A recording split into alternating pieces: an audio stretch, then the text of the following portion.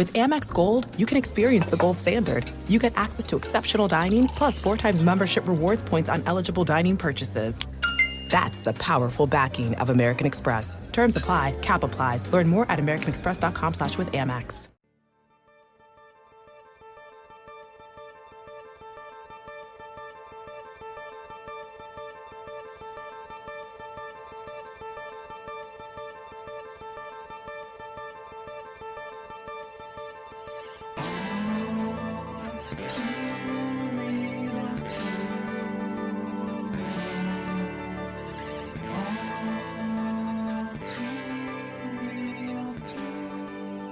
Okay, everybody, welcome to the latest episode of All Too Real 2. My name is Michael E. Cullen II, and with me, as always, is... That's me, extremely inappropriate sexual innuendo in Carda. You'll understand what that means later on. Okay, so before we get started, I just wanted to let everybody know, go ahead and go to all2real2.com, check out all of our links. Be sure to give us a 5-star review wherever you can do that, on Spotify or Apple. Share, comment, do all the good stuff and do it up, okay? Mm-hmm. All right, now my second point. So for 90 minutes, I first off, I had to go to like a thrift store. And I got myself a 1980 Apple computer and just stared at that for 90 minutes. I don't know why you wanted us to review that, but did I do the right... It's like an endurance test. No, it's not what I wanted you to do, but still, we could still do a video, audio about that, of like...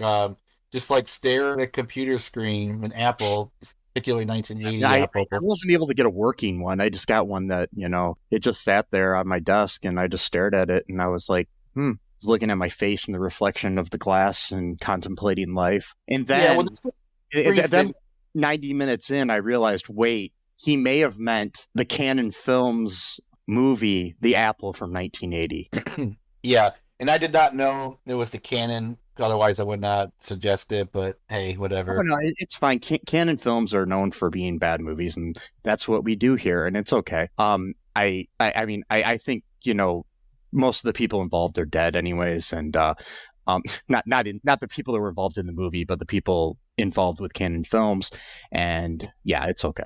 Okay. Right. Yeah. We're good. Yeah. Yes.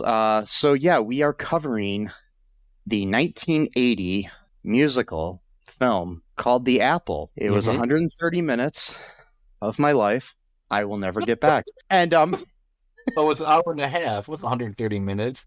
Not 130 minutes. I always say that. I always mean to say an hour and 30 minutes, but then I say 130 minutes. No, I'm saying I would agree with you. If this was 2 hours and 10 minutes long, I would not want to watch it. So it was 90 minutes I won't get back of my life, not 130. But actually, at that time I stared at that Apple computer. It was probably clear to that. So it was directed by Menahem Golan, who is one of the owners of Canon Films and Golan Globus Productions.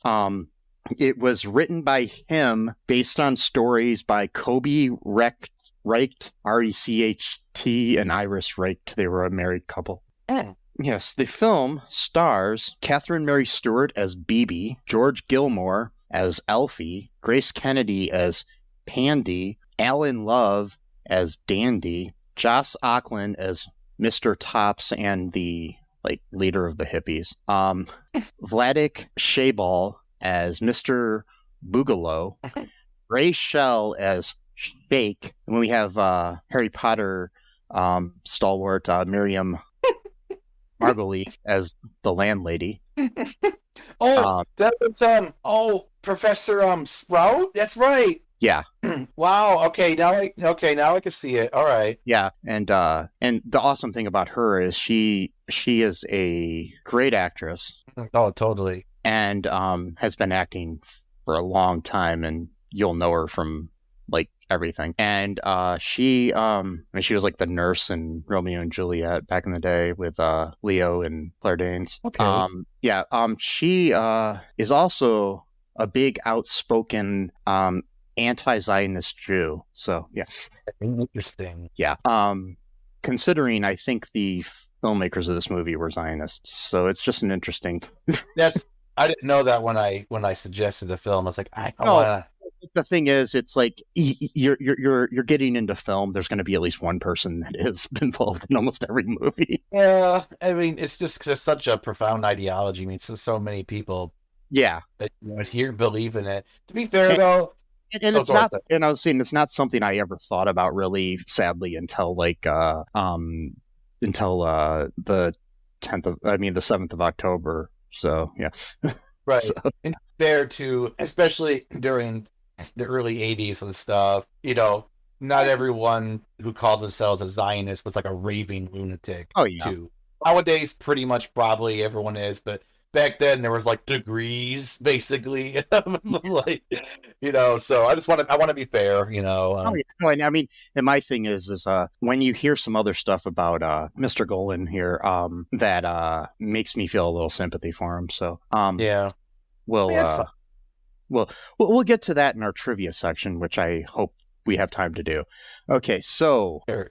what were your initial reactions to this? Let's call it a film. Let's call it a film. Oh, come on. No, if by definition it is a film, it is, in my opinion, a good. Okay, so remember when I absolutely loved the Skateboard Kid, right? Yeah, Part one, not the shitty version that I chose part two. And I thought maybe it was because I was high when I was watching it and I thought it was awesome. But I was just edit that part out. but I liked this. I was watching it last night and I would just loved it. I thought it was great. I mean, yeah, it had its flaws, sure, yeah, but the cinematography was good. I thought it looked pretty decent. The dancing was good. The songs could be a little bit better. Some of the people a little bit pitchy, but that's fine. Plot was a little bit all over the place, in my opinion. It could have been fleshed out a little bit better instead of having like 18 subplots that last like 10 minutes long. Maybe narrow yeah. that down to be 3 subplots that are each get enough time but I liked it. I thought it was good. I know you don't like No, I didn't dislike it totally. I thought it was an interesting fever dream. yes, very much. It is actually something I would probably watch again, unlike Tooth Fairy 2 or something. But Oh god. yeah, but this movie made me question life and everything in it, and no, The movie did its job. That was what it was supposed to do. So yes, I pulled back out that Apple computer and then I just stared into it and thought about myself and my life and all the people I love and the people I need to make amends with. And wait, no. wow. No, the movie wasn't as bad as I'm making it out to be, but it is considered one of the worst films ever made. So Still by understand. Okay. by most critics. And it Really? actually is considered one of the films that killed the musical for years. So Oh my god. They don't understand well, what I was watching. box Okay. office. So Yeah, I mean, the budget was $10 million. I don't know. Let me see. I'm trying to figure out what the box office, if I can find that. That can't be right. what? I guess it is though. It made $569 worldwide. No, come on. That's bullshit. That's according to Box Office Mojo. Why? It was a good movie. I'm sorry. I don't know if I was watching something different and when everyone else is saying it's the worst movie of all time. Really? Chick Boxer? But the thing is, it's one of those films that since it came out, it's got a big cult following. Okay. But at the time in 1980, everyone hated it. So Wow. Okay. yeah. I mean, if you think about it, there's a lot of movies like that where it's like like Troll 2 or other things, Right. where it's like when they came out, everybody hated it, but years later, it finds a cult following. Yeah. Yep. So what happens in this movie? Okay, so this is the glory of this movie. Okay, so we start off with this raucous song, great number, dancing 100%, singing 200%. The crowd loving it. Then we get some weird stuff where heartbeats are measured. Didn't really quite understand that. Yeah, So there's like this is at like a contest that seems kind of like like almost like Eurovision, but includes the whole world. It's Yes. like it's what was it called? It was called oh shit, I forgot the name of it. But I had it written down, but I lost my notes. all right, you lost it inside the Apple computer. Yes, I was staring, and I just let the Apple computer just eat my notes, and that's how it survives. Eventually, it'll eat me. Like But Videodrome. yes, That's another good movie. It's got a cult following. Videodrome. yeah. Speaking of piece of shit actors I and think it was producers, called like World. I think it was just called World Vision or something like that, because it was basically like a ripoff of Eurovision. So yeah, I don't know when Eurovision started though. This might have been before that, so I don't know. well, Eurovision started back in the '60s, I think. But Okay. Then yeah, it was probably a ripoff of that, because I didn't know much of the history of Eurovision. So yeah, but it's interesting. So like the song's great in my opinion. A little bit pitchy here and there, but that's fine. And because hey, at least that shows that it was real. It wasn't auto-tuned to death. So you actually hear real voice, real people putting in a real effort. I don't know why I keep saying real, but and so they measuring people's heartbeats in the crowd about whether or not they like the song or not. And so this dude named Mr. Boogaloo, who's like a big time record producer, he owns like the city as well, I guess. I don't know. And then their song got 150 heartbeats, which I guess is good. I don't know. And then the next group is a duo. It's just a guy and a lady, like a folk guitar, singer-songwriter type song. At first, the crowd hates it because the previous song was just so cool and they had like a million dancers. Now it's just two people just kind of singing a kind of a love song. But then they kind of the first song, it's called BIM. That's right, BIM. Yeah. Yes, which stands for, by the way, Boogaloo International Music. Oh, I didn't know that. Okay, I was going to look that up, but I forgot. All right. Yeah. Okay. All right. That makes sense. And so the crowd kind of settles down a little bit, and they actually end up liking the song. And theirs got 151 heartbeats, and it was because Mr. Boogaloo understood that it was, quote, nostalgia. And nostalgia's bad because it harkens back to the past and you can only move forward, which I kind of agree with, but not in this instance what he's trying to do. Well, isn't the root word of nostalgia has something to do with like heartache and pain, like the etymology of it? It means I think it means something like having having like a pain for like a feeling. Yeah, it's a bittersweet longing for things, persons, or situations of the past. The condition of being homesick or homesickness. Yeah. But a lot of times, though, it's for like a false memory almost. Like it's not like the way you actually think it is now. Like if you were at that time. And a lot of things in the world, it's funny because like they're talking about how nostalgia is bad in this movie, but like in our reality right now, companies. I watched a video about this the other day. I can't remember who did it. It was on YouTube, but it was all about how nostalgia. It was I'll look up the name of the YouTube channel in a second here, but it was basically talking about how these companies take the idea of nostalgia to like sell us shit. Oh yeah, totally. You have things like for example, like the like when they had those Nintendo classics come out, those little game systems, they look like the old ones, but you could have just had that on a an actual game disc that you could put in your Wii or something, but nobody wanted that, so they it's just like, well, yeah, because it doesn't take you back to early days. You look at movies like in the last year or so, you had like Indiana Jones, it's kind of starting to wane where a lot of these movies, like people are kind of vicious too, because I think people are getting sick of the same thing over and over again. But you also had something with nostalgia attached to it, like Barbie, which was a huge success because, it was harking back to when mostly girls were little and they played with their Barbie dolls, and so it had that mass appeal to adult women and adult men too, because it was a good movie, but you know what I mean? Yeah. Yeah, stuff like that. You have this nostalgia where you have all these reboots of TV shows and stuff like that, but that's just an entertainment. But then you have even kitchen appliances that are made to look like stuff from the 50s or something, or the 80s or whatever. It's just, it's stupid. But yeah, but it's funny that in this thing they kind of realize it's not as necessarily a bad thing. What Boogaloo's saying is that we shouldn't probably latch onto nostalgia, but it is true though that when it comes to like music though, I think it's good to have some kind of basis in the past and in nostalgia when it comes to creating art. No, totally. Yeah, it's just like an interesting like philosophical argument. Of course, this guy's evil, so he's doing it for his own purposes to just keep moving forward because he wants to keep putting out more product, as much as he can out there to sell more records. Like I said, the guy like owns a town basically, or maybe the country. I don't know. And yeah, it's just so weird. So the duo, they do good. Oh, go ahead. By the way, if people want to check out that video I was talking about, there's a channel on YouTube called The Future Proof, and they have their latest video that I got that info that I was talking about is called by the time this comes out, it'll have like another one or two out, but this is called How Nostalgia Sells You a Lie. So wow. Yeah. That's a cool. Yeah. Wow. Yeah, check that out, folks. I think I will too later on. Actually, looks like a really good video. Yeah. So I guess Mr. Boogaloo is technically the hero.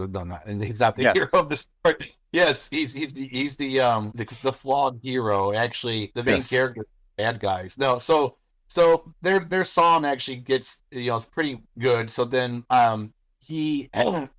Boogaloo has like a bunch of underlings, and like his right hand man is what's his name? Crap. The guy with like Shake. That's right. Shake is like his right hand man. So he tells like the sound guy to put like this like little red tape and play it, and like plays these weird like signals, I guess, or I don't know, something to like control the sounds. Oh yeah, but by the way, we do need to mention before we get too far that this takes place in the future of 1994. Yeah, that's right. Yeah. I'm going to remind you that the movie was made in 1980. Yeah. And they thought the world was going to look like this in 14 years from 1980. Optimistic, man. Like that was back in the 80s, man. They were like they thought it was more pessimistic because it's like this whole like kind of like 1984 future, which but it's 1994. 1994, exactly. That's right. I forgot about that. So they do this weird signal thing that then makes the crowd angry again. So they boo them off the stage, and they're kind of like really confused because like at first they were booing, but then they liked it. Then they started booing again. They're like, "What happened here? Like we were playing the same song. Like, nothing changed." So such a roller coaster ride. I would be freaked out if that would have like, what the hell is going on with his audience? Like they were just confusing the hell out of me. But Mr. Boogaloo has plans for these two, and so he wants them to join his empire, not be off on their own. And so, and by the way, the band's name is Alfie, and the woman's name, and they're kind of like the main characters or the protagonists. It's funny too because like Alfie and BB are kind of like I would say like in certain ways nicknames for like Alpha and Beta. Oh, that's okay, yeah, that does make sense. Technically, based on early drafts of the script and everything, we're supposed to be like representations of Adam and Eve. Yeah, I got that. That was that part. Yeah. I mean, it's still kind of there, but but basically, it would make sense to call them Alpha and Beta because they were the first, two humans supposedly. Not really, but right. Yeah. But later on in the movie, they do kind of have a spiritual thing as well. Yeah. I'm not going to go, but that also could that one. The ending, I did not quite understand, but that's fine because this movie not much to understand really. And so, Mr. Boogaloo invites him to a party, and basically he's got these raucous parties. I'm not sure why I keep using the word raucous now. Whatever. And so that's like one of my new words. And then I always cycle through them, like ostensibly. Now apparently raucous is one of the new words I'm going to be saying for the next 6 weeks. So get used to it. I think I'm going to get you one of those word of the day calendars. Just go anyway. So and then every week when we record, you have to use all 7 words from that week. And okay, I'll actually no. I'm sure we should try that. Actually, that's a good. Yes. We're gonna do this from now on. But another one was extrapolate for a while. I was saying that a lot. I'm not sure why, but okay. So they're at this party. He wants to sign them to his record label. Obviously, they separate the two immediately and to get them to hang out with different people to potentially have sex with. BB is, carried away by this weird looking dude that looks like fucking David Hasselhoff in the 1970s or some shit. I don't know. He looks like a I don't know, like Roger Daltrey's like smaller brother or something. That's good, Roger. It does look like Roger. This guy's younger. And then Alfie's not carted off, but there's some woman. I swear I've seen her before in the movie. She's been in other things. Those two are named what are they? Dandy and Mandy, I think. Dandy and Pandy, right? Pandy? Pandy and Dandy. That's it. Yeah. Oh, they're siblings, but the woman's black and the guy's white, so I'm not sure how that worked out, but they're siblings. That's what he says. If that's even true, because I don't know what to believe on half this stuff that they're saying.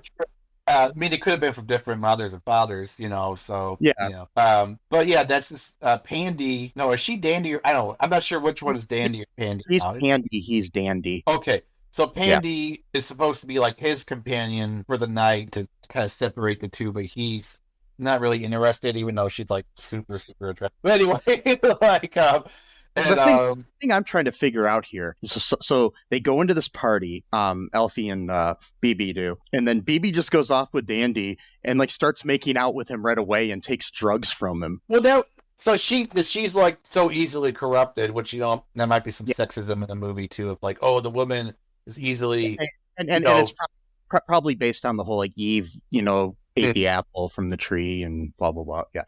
Yeah.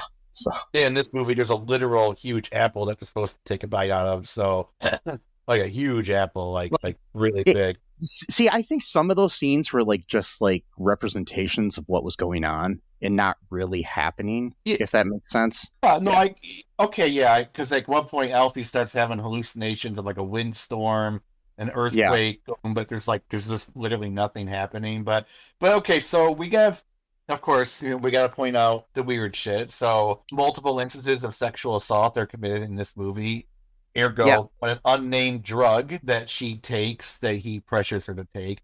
She takes said unknown drug that could be literally anything. It could be cyanide, poison. And this is just after to show the difference between her and Elfie, where Elfie was offered alcohol, champagne, and he says, I don't drink alcohol. And they all acted like he was crazy. And then they kept emphasizing the fact that these two are from Moose Jaw. That's right, Canada. That's right, Moose Jaw, Canada, which, is nowhere nobody knows. And, it's actually a real town, but yeah.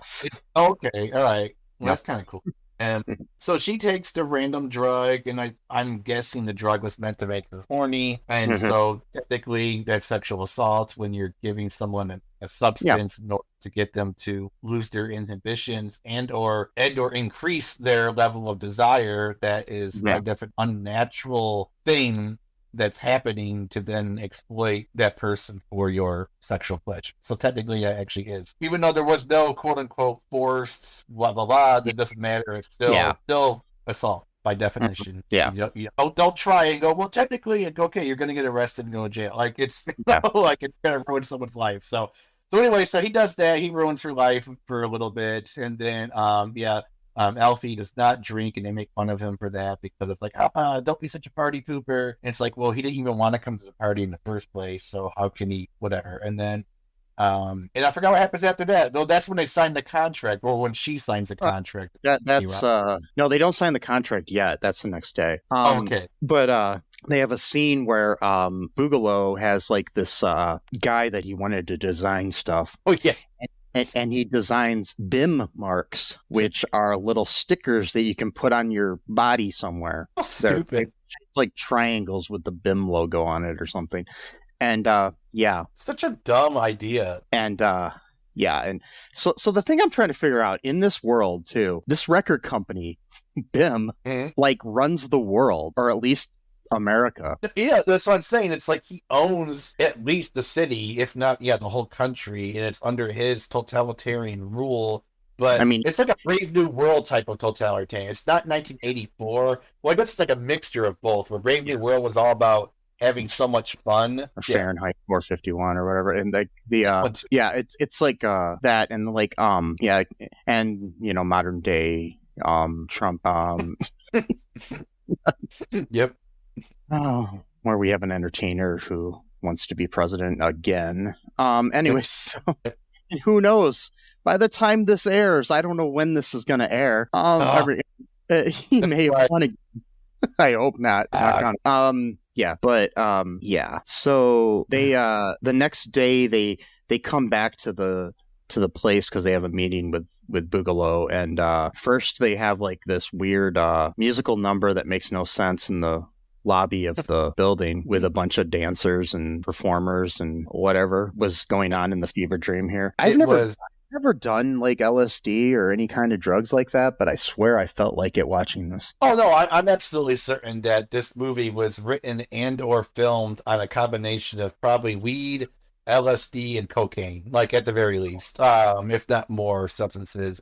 Really quick, I mean, I know I'm going to do trivia later, but so I found an article. Nigel Lithgow, who was one of the judges on Dancing with the Stars and producers of American Idol, and or So You Think You Can Dance, maybe not Dancing with the Stars. But he like was a producer for American Idol and So You Think You Can Dance. I know that for sure. Mm-hmm. He was like one of the main choreographers for this movie. Okay. And there's this article written by Lindsay Parker for Yahoo Entertainment on November 21st of 2020. I'm going to give credit here. Okay. So in this thing, so I'm a little scared. This is Nigel talking. I've been told you want to talk about dramatic pause, the apple. And so he says here that he had a friend that he met years later who produced or did choreography for the movie Xanadu, which is also considered one of the worst films ever made, and it's a musical as well. They said they held that in common, that they were like the double feature of worst musicals ever made. Oh. And says okay, so he says we must remember that this was the 70s because it was filmed in 1979.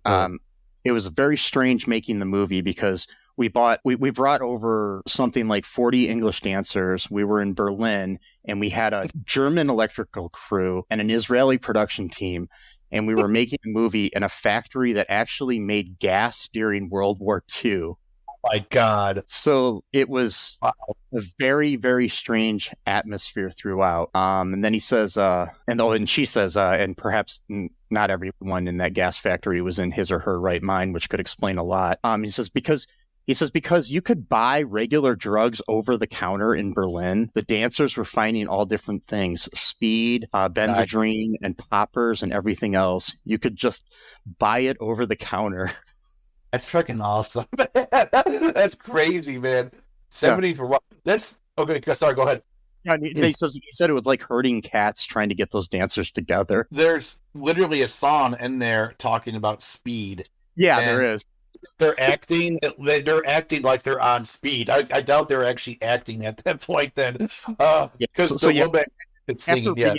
After reading this article, it just made me and it's kind of funny that he went on to do shows like So You Think You Can Dance and American Idol, which are kind of similar to the the singing competition at the beginning of the shows. Yeah, no, it's oh my God. But yeah, that song, they have a song called Speed, which is like supposed to be BB's like first song outside of her connection with Alfie, like a totally different style of music than what they were used to doing, which kind of meant to sort of show like how much under the influence she is of this guy, that she's just willing to completely change her style of music just like on the fly, Yeah. And song's literally called Speed, and they mentioned the word speed like a million times, and you just gotta watch it. I mean, just to watch the way she's moving around and how she looks and sounds like she's on speed.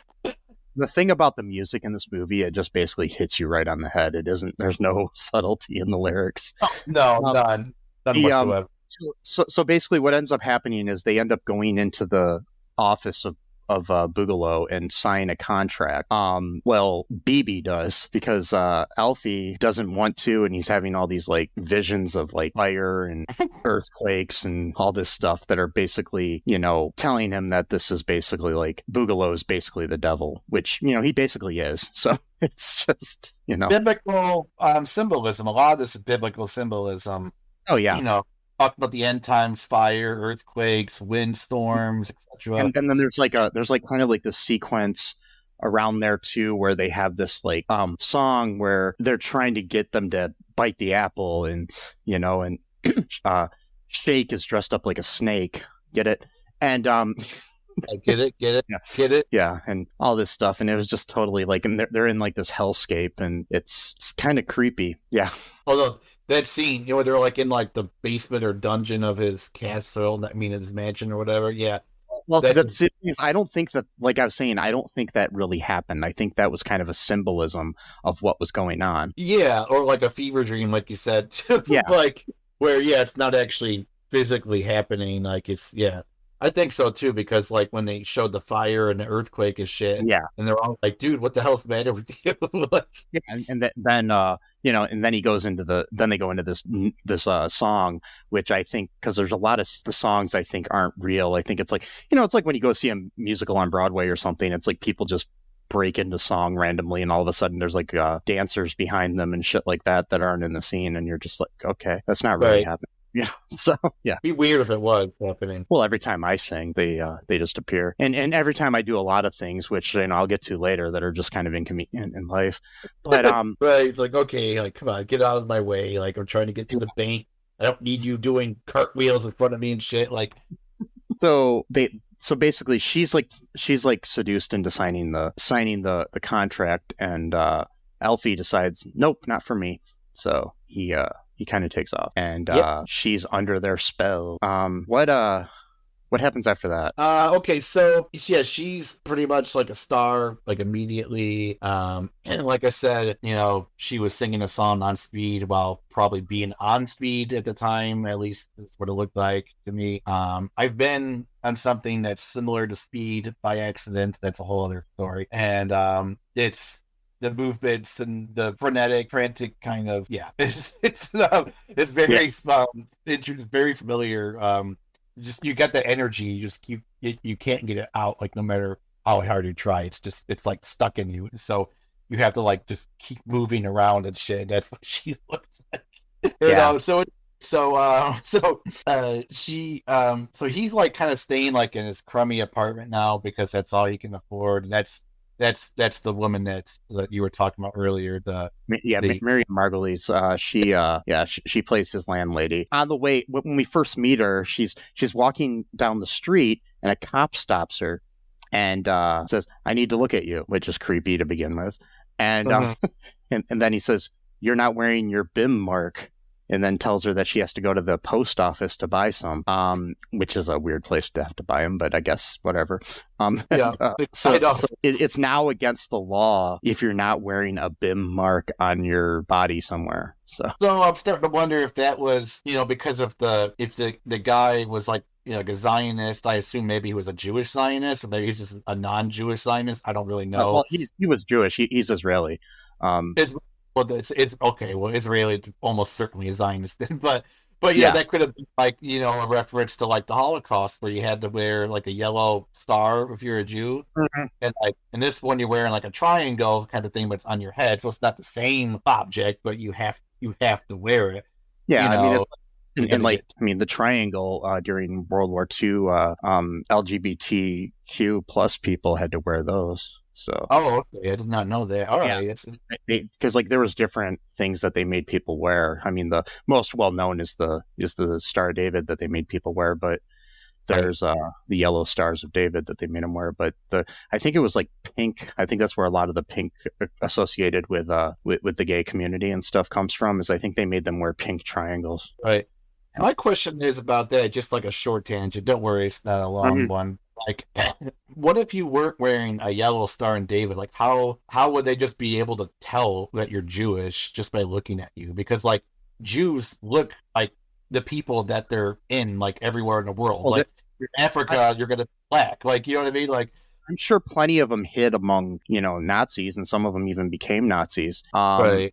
It was more like once you were found out, and it was a lot of the people that didn't want to deny their true identity, So once they were labeled that, they were literally labeled that, So it makes So that's what I think happened. But yeah, they made them wear these these BIM marks, and it was illegal now to not wear a BIM mark out in public. So the pink triangle, like I was saying here, was the Nazis. It was a symbol for LGBT community. Initially intended as a badge of shame, it was later reappropriated as a positive symbol of self-identity by the gay community. So yeah, But yeah, so we find out that Alfie's living in this place with Miriam Margolyes, his landlord. Miriam Margolyes, not Mary. But yeah. So yeah, what happens there? So she's like kind of like taking care of him almost. I mean, she's complaining about not having her rent money. It's kind of like a maternal figure for him, sort of. Yeah. And she's like, telling him like, all right, go write a song, sell it. Quit just hanging out here doing nothing, type of thing. You're not really, being that productive just by staying here. So then he goes and records this. Oh no. Before that, there was a weird scene too where he grabs her boobs, but like, which I was like, what the fuck is that about? I'm like, wait, what? Like, are we gonna have like a sex scene here? Like, he's like messing with her, and I mean, I think it was done as a joke, but it was still creepy as fuck. But still, it's like I wouldn't do something like that, like even as a joke. But again, it's 1980, maybe it was just different back then.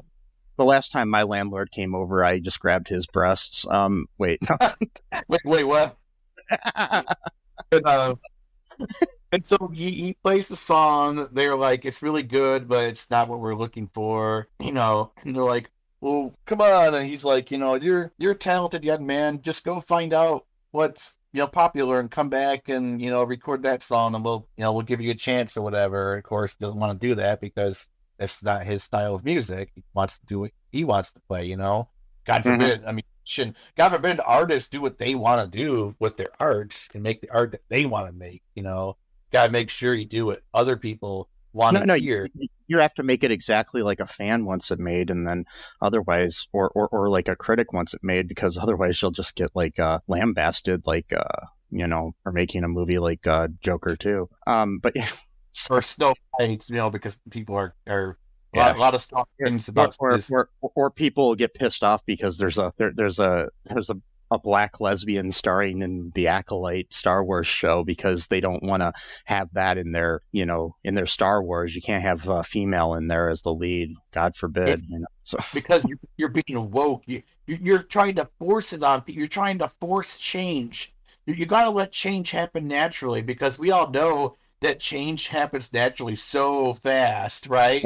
So, like, let's wait 1,000 years. Character wasn't even a lesbian in that show, but the actress is at least bisexual. I can't remember, but she's an LGBT, person, and so they all freaked out, and then but there were like implied lesbian characters in there, but because she had two mothers, but whatever. I just don't give a shit about this stuff where it's like, how I know it's a small rant, short rant. Okay, I won't go too far into it, but like, why focus on like such like particularities about stuff? Like, just like enjoy something for what it is on like the macro level. Like, you don't have to like, oh well, technically, this person is supposed. I'm like, who gives a shit? Like, just watch it and enjoy something. Like, why do you need to like be so like focused on like one tiny thing, and then like that's gonna like make or break your enjoyment of something? Like, just come on, like, and even if you don't like it, you don't have to be so mean to people who do like it, or outspoken and mean to the actors involved, or the writers involved, or the directors involved. It's like, so like the world doesn't revolve around you specific, because there's plenty movies that are part of a franchise, or movies that aren't, that I dislike. But I know we do a podcast where we talk about bad movies, so it's not necessarily a great defense for myself, but I don't go, and we don't do this either. I mean, we do go on our little rants about Larry the Cable Guy and whatnot, but I've never gone and threatened Larry's life because I didn't like one of his movies. Or you don't go out on the Larry the Cable Guy page and start like arguing with people. Like,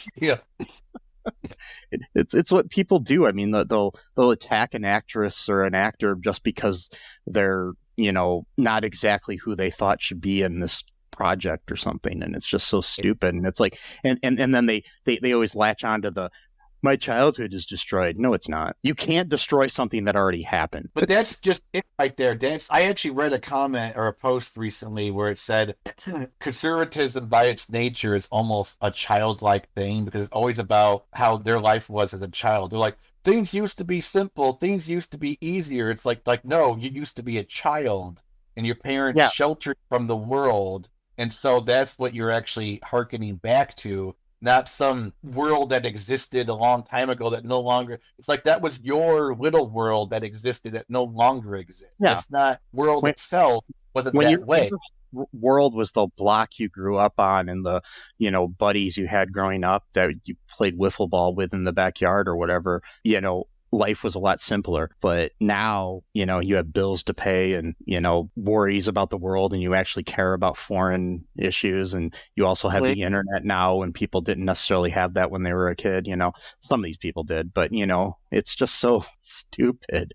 It is. So anyway, so I didn't mean to go off. I kind of took it. But basically, though, it makes sense, because like now they're like, oh, that's not what we want. You want artists to. It does fall into music now, and this movie was very true to that. And I'm sure it was kind of like that in the 80s. But this whole movie is like a disco, nightmare. But there's a lot of disco, especially with the violin shit. That's definitely a disco thing.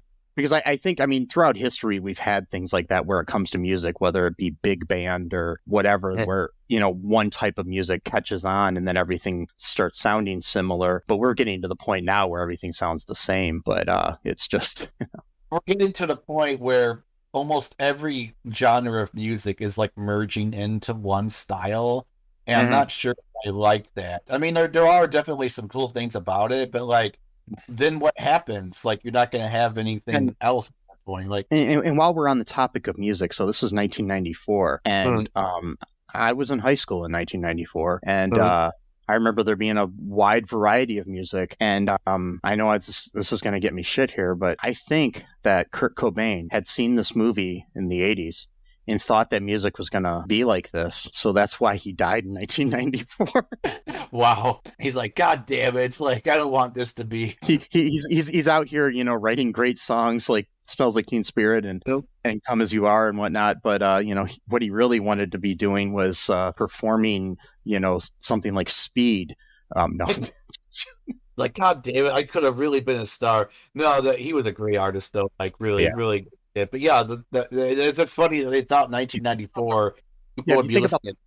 1994 was like a great year for music, so it's just like, it was no. There was so much, like we're kind of having that moment now in like the early 2024s where there's like a lot of new shit's coming out that's like really kind of like changing the course of music, which is really, in my opinion, because we need that change, like desperately need it, like real bad. So you got like the Brett Summer, you've got that.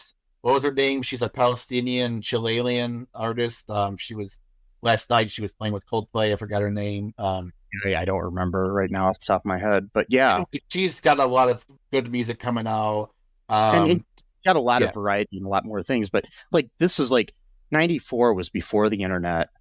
And the internet existed, but it was before the internet was in everybody's home and pocket. And this is like, it was such a good year for music, though, where you had like really good rap and rock and alternative music. And alternative music doesn't even really exist anymore, per se. Not really, no. A lot of these genres don't. You had good country, you had good everything. It was just a good variety of music, but you still have some variety now. But it's like you have different genres, but like every country song sounds the same. Every, rap song starting to sound the same. It's just kind of, it's just got bland, yeah.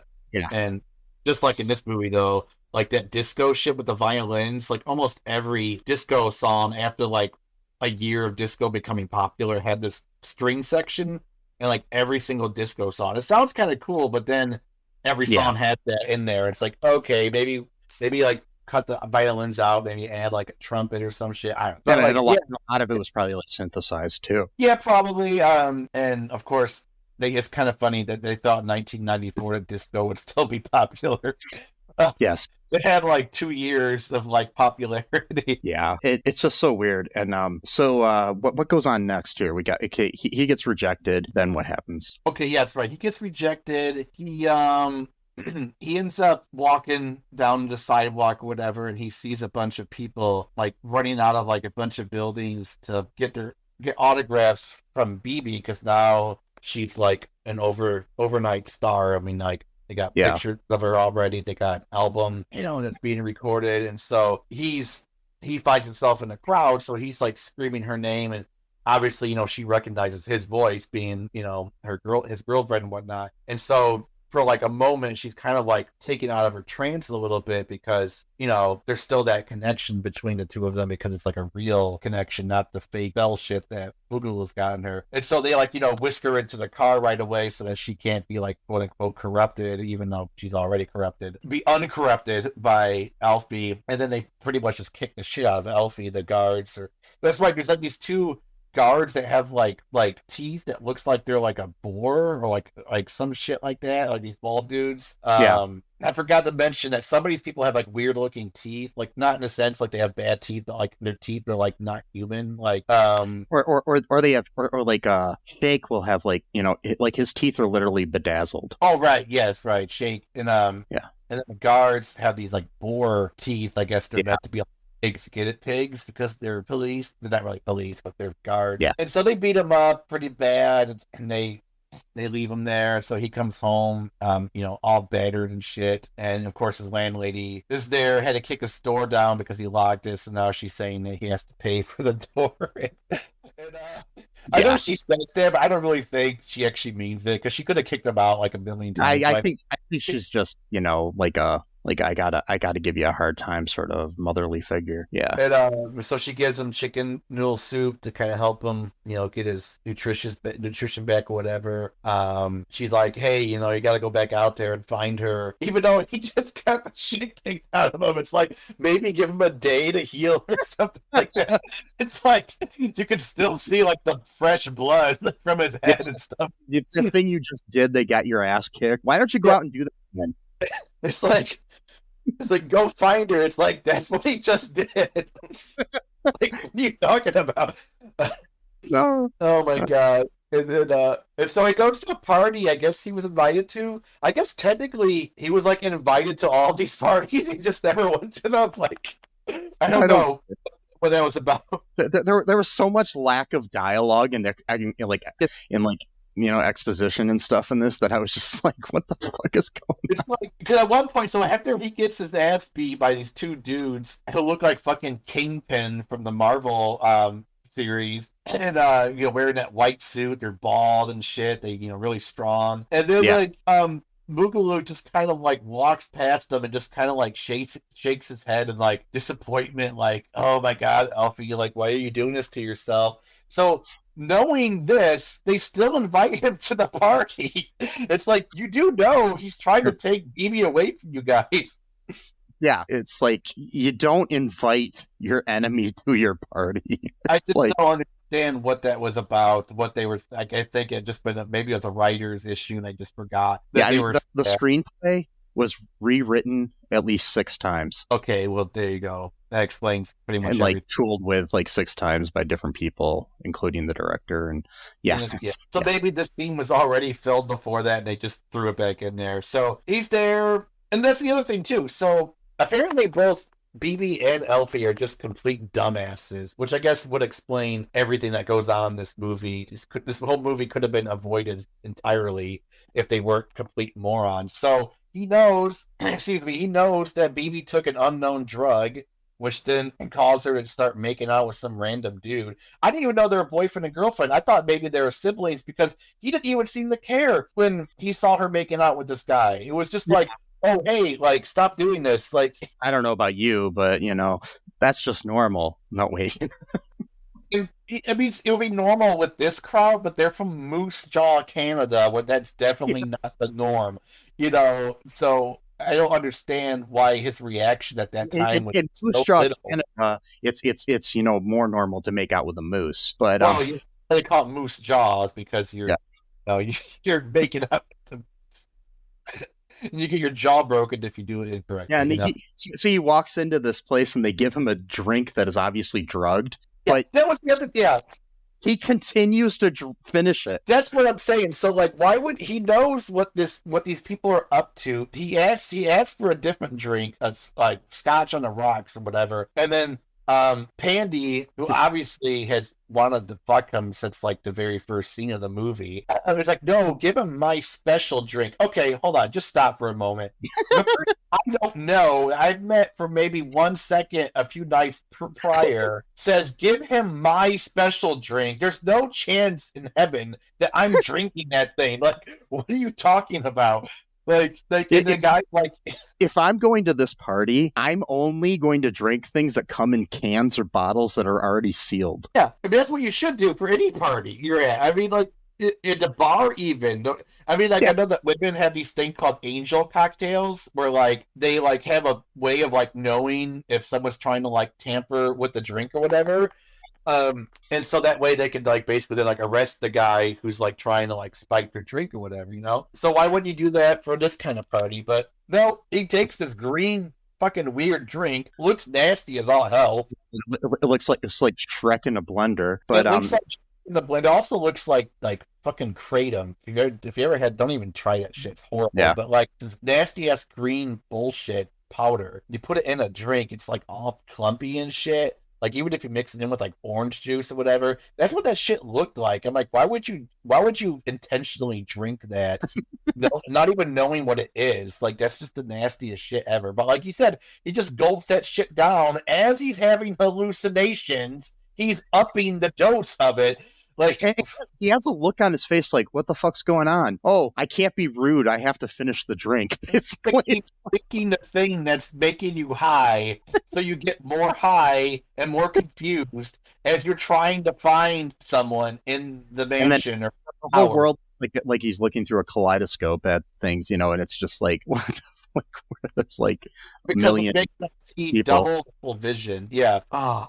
And then we have the greatest song in the whole movie. Oh my god, that song was so uncomfortable, man. Yeah. The song is literally called "Coming." I'm coming for you, or well, that's the but yeah, which is exactly about what you think it's about. It's spelled differently, like the normal way of saying coming. But you you can even say it that way though too. Sometimes meaning the other thing. But yeah, it's. Yeah, and then there's like this whole like see this is the thing that always bothered me in my life when I have all the dancers bothering me around. So like every time I've made love, there's like a bunch of dancers doing an interpretive dance of making love like in the room behind me. It's always been really awkward for my ex-girlfriends, you know, when we would do this, you know, I'd just be like, yeah, they're like, where'd all these people come from? And I'd be like, yeah, it just happens, you know, it's just my life. Yeah, 20 couples just showing up on random beds and just like, I mean, pretty much fills the entire apartment at this point. Like, I mean, people got to be crawling over each other at that point because there's not enough space on the beds, you know. It's it would get kind of annoying. Like, hey, move over. Like, come on, you know, not part of this. Go. Like, you know, it's like, but yeah, so she ends up finally, you know, making quote unquote making love, screwing him. And then, so I guess that was, she got out of her system because I guess that was more for her than it was for him. Because then, like, immediately after the next morning, suddenly she becomes like one of the protagonists, like, sets being free. It's like, I think she started to feel guilty about what she did, and it kind of like emotions started to fall into her body, you know, that had been kind of like desensitized based on the drugs and shit, I think.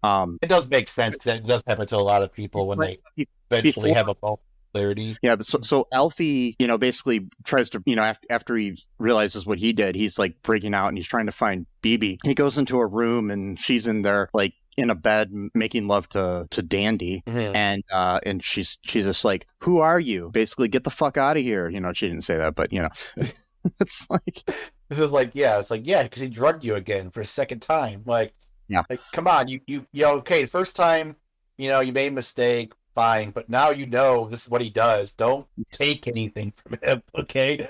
And so then he kind of gets like, Alfie like passes out or something, and then he wakes up in like a park the next day being awoken by I don't know, like a hippie Gandalf. Yes. Yes. And with a fake beard, you could tell it was fake. Anyway, so Yep. and he basically, takes them to meet all of these other hippies in the middle of a park. It's kind of like Central Park or something. Right. And they're all getting in trouble for being there by the cops and stuff, and they all escape down into like this cavern. And so BB wakes up the next day, and she thought she was dreaming, where she basically told Elfie to fuck off. So it's like, right, like turns out it was real, and so now she's wanting to go find him, and so she goes to where he was staying, and the landlady says he moved out today. Okay, right, and she kind of tells him where he was, and then so she goes to the hippies in the cave, like you do. I mean, when I was younger, I used to hang out with a bunch of hippies in a cave. I don't know about you, but very safe, by the way, too. Yes, hanging with a bunch of strangers in the cave. Why not? So she finds Grandpa Gandalf there, and he takes her to the cave, and she finds her love, and everything looks like it's going to be good. Right. And then, like, randomly, all of a sudden, it's like a year later. Yeah, that's what I don't understand, how they were singing a song, and then suddenly he's got a beard. I'm like, is this the same guy? Because there's no way he can grow a beard that big in like a day. And they have a baby. So okay, so now I don't really consider them the protagonist. You get raising a child in a fucking cave underneath the park. Oh, you're not the good guys anymore, okay? Like, now Mr. Boogaloo is the good guy. No, we don't want to demonize the unhoused community. Well, no, but they were intentionally doing this. It's a different story though, because they're like the rebels, and it's a whole different they don't want to wear the stupid triangle bullshit. That's the other thing too we've got to mention. So Mr. Boogaloo specifically tells, what was his name? Ashley? Was that the guy that made the triangle thing? Or was that someone else that made it? I don't know. I can't remember the dude's name. The bin mark. By the way, also too, there's a lot of gender bending going on in this movie. So a lot of the men have female names, and a lot of the women have male names. I'm pretty sure they did that. And there's also some trans people in the movie too. So trans or at the very least drag or yeah. So it's kind of progressive for its time, and I'll give it that. Sure. And then what was I saying?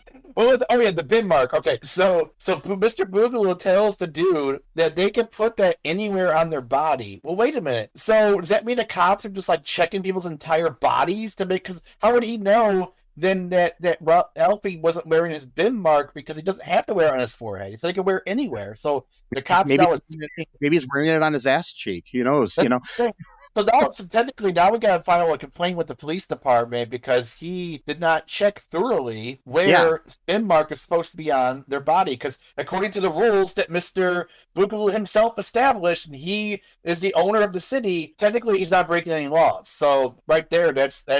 And I mean, speaking of trans and stuff like that, it's kind of like what people want to do nowadays, where they want to basically, transvestigate every person playing sports and find out if they are male or female. Or artists or actors. Yeah. I mean, they've been doing that to Lady Gaga since like 2009 or some shit. Where I saw a post today online where someone was commenting about Jennifer Aniston, saying they think she's a man. Like, fucking God, dude. It's like these people are either just trolls, bridge trolls, no pun intended, because these people live underneath a bridge apparently, but like, or they're like being paid by like Russia via Estonian kids making like 5 cents a day to make Facebook accounts, just like poisoning a discourse online. The actual comment was, there was a news story about that she was involved in, and they said, "Miss Aniston, don't you mean Mr. Aniston?" It's like, or they were saying the same thing about Michelle Obama. My thing is like the people that, I mean, they tend to do it a lot with like I know we're getting totally off topic, but a lot with people of color. Of course. And I mean, Michelle Obama totally looks like a woman to me, but as does Jennifer fucking Aniston. Like, she was like considered like one of the hottest women in the world in the 90s and the early 2000s, but hey, let's say she's a man now. Because she's older, that's why. Because when you get older, you look a little bit more rugged. I mean, that's just how age works. Oh, go check her out in the fucking Leprechaun Part 2 when she was like 19 or some shit. Like, you know what I mean? Like, that's a deep cut right there. But But anywho, so we've got we've got our random, you know, hippies here, and all of a sudden Boogaloo and his lawyers and a bunch of other people show up in the park where they're hanging out, where the hippies are hanging out, and they want to arrest BB because she owes him $10 million based on her contract, and Alfie's like, it's going to be okay because Mr. Tops is going to arrive. What the fuck was this about? I didn't like. So there was originally a scene at the beginning of the movie where Mr. Tops creates the universe. Hey, wow, all right. But they cut it out of the movie. So then he just shows up at the end of fucking Cadillac or some shit. Like not even like and it's played by the same actor who plays the hippie leader. So okay, of course they're trying to like say he's like a universal. Yeah. So yeah, like it's kind of like the whole like, I don't know, like maybe the Father, Son, Holy Spirit sort of thing. Yeah, because Bruno is supposed to be a devil and this guy's supposed to be God, I guess, or some shit, right? And, my God. Maybe his representation on Earth was the hippie leader, so that's why they're the same actor. That would make sense, though. And his name is Mr. Tops, which you know, Tops, like he's up above, and you know, right. So he comes to Earth in a Cadillac because that's exactly. I mean, do you remember that part in the Bible where it said when God comes back, he's going to come in a Cadillac? And at first I thought it was a DeLorean. I was like, wait, how come they have a DeLorean? I'm like, oh no, it's a Cadillac. Yeah. But it wasn't even a real. It was like a mystical, like it was like ethereal. It wasn't even like a physical Cadillac. It was like. Well, it was like in the sky, but I think it was just bad blue screen or bad Cosmo. That's all it was. But so then he comes and he makes the contracts disappear and all this other stuff, and he's decided that he wants to create a new world. He tells that to Mr. Boogaloo, so he wants to create a new world free from him, from Bim, I guess we could say. Yeah. So God wants to create a world with the lack of a devil, basically. So right, because he's like, you can't have him without me because I'm needed, type of thing, you know. Yeah, kind of that sort of like yin to your yang or whatever type of thing. That's like you can't have the sweet without the sour sort of thing. But he looks sad too. Like he almost looks sad, like when he leaves. Yeah. Like wait a minute. Like so basically, I think this is kind of like the rapture then, and all the good people, including Andy, all of a sudden now she's good. Get to go up to heaven. She saw the light and she became good. You know. So yeah. So yeah, it was cool. And that's how our movie ends. That's it. And then the music, you know, obviously at the end or whatever. But that's it. The whole movie. Do you want to hear some trivia about the movie? I would love to hear some trivia about the movie. Okay, so director Menahem Golan has said that that when the picture it premiered originally at the Montreal Film Festival in 1980. It got booed midway through the showing of it. He left the theater, went to his whole hotel room, and was preparing to commit suicide by jumping off the balcony when his business partner barged in and stopped him. So that's really sad. That's why it's wrong to really make fun of someone who's sincere and is trying to make something, even I know we kind of make fun of movies. We make fun of movies that are like 50 years old. It's not like it just came out. We're like, oh, fuck you, or whatever. Like, but even then, we do it in a respectful way, I think. So, I'm fine with people making fun of the movies I directed. I don't give a shit. So, I make fun of them too, but I like them. But yeah, okay. Here's another thing. The film originally, I said something about this here too. There originally began with a sequence in which Mr. Tops, aka God, creates the world. He sings the song "Creation" and brings various creatures to life. Then he sings a song with Mr. Boogaloo, aka the Devil, who ultimately falls into a stream and disappears. Live animals, humans, puppets, and people in costumes filled a small set.